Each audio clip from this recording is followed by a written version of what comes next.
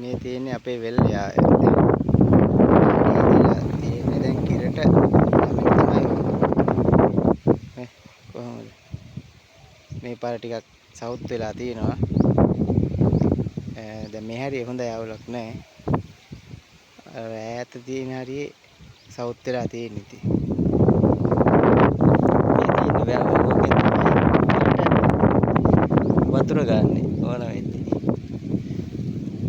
අද මේ වතුර ගන්න දවස. මාළුත් ගන්නවා. කොකෙක් යනවා බායි බායි. ලස්සන.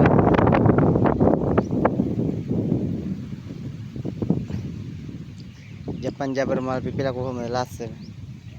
ගොඩාක් ලස්සනයි. වහින කාලෙට මේ ජපන් ජබර ඇවිල්ලා වෙල වැහෙනවා ඉතින්. කොහොම තමයි වෙල් වල තත්ත්වේ. දැන් පායනවා හොඳට. දැන් වෙල් වලට ඉතින් වතුර ගන්න මේ වැවෙන් තමයි හොඳ වතුර ගන්නෙ. දැන් වැවෙත් වතුර අඩු වෙලා තියෙනවා.